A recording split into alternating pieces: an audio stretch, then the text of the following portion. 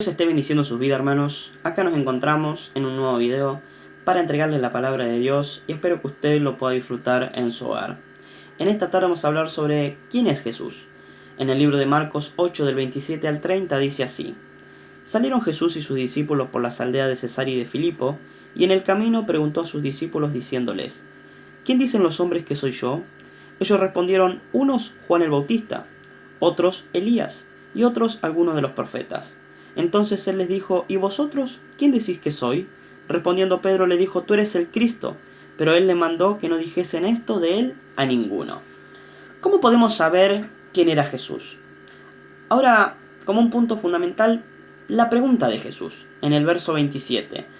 ¿Por qué Jesús le preguntó: ¿Quién dicen los hombres que soy yo? Ahora, Jesús quiere saber el corazón de sus seguidores. Por eso Jesús hace esta pregunta. Él quiere saber si nosotros, tal como los discípulos, estamos seguros de a quién seguimos o a quién servimos. ¿Qué es lo que Jesús quiere enseñar a sus discípulos con esta pregunta? Él quiere mostrarles, al igual que a nosotros, que debemos estar seguros de lo que estamos haciendo. ¿Qué quería Jesús saber de sus discípulos? ¿Qué tan grande era su fe? O sea, como Jesús quiere saber de nosotros, que si en verdad creemos en Él.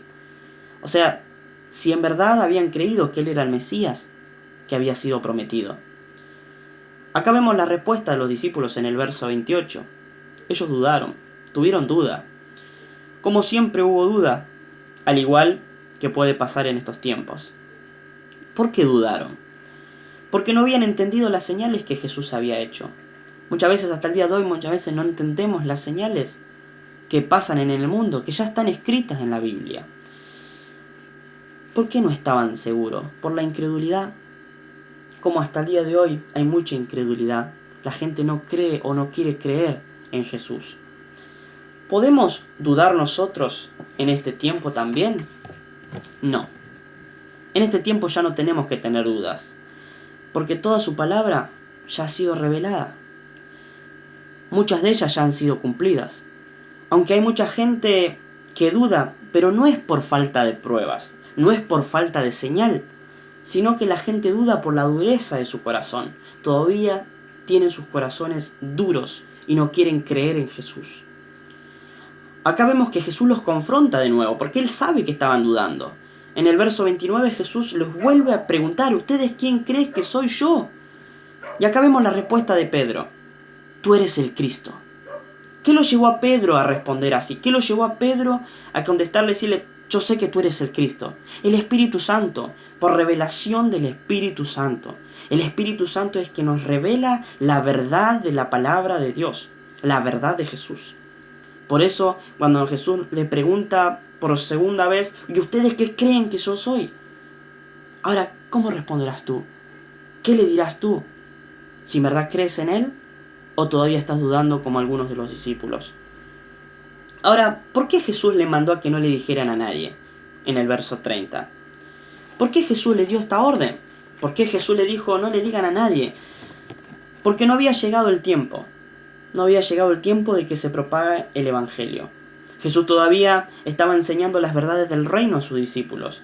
Además, no se había cumplido la palabra de Dios, no se había cumplido las profecías de su muerte, la resurrección y la ascensión al cielo.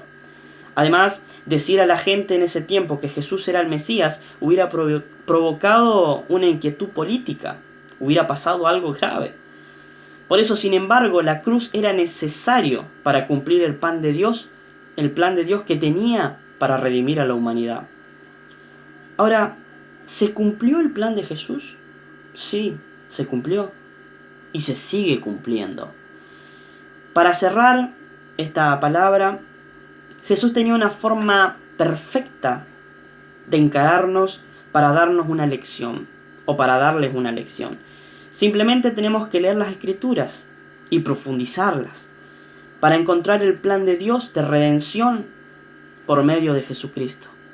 Nosotros, para entender el plan de redención de Dios, tenemos que leer las Escrituras, la palabra de Dios, y tenemos que profundizar la palabra de Dios. Por eso en este estudio Jesús nos enseña que Él es el Mesías, que Él era el Cristo que había de venir para salvar a la humanidad.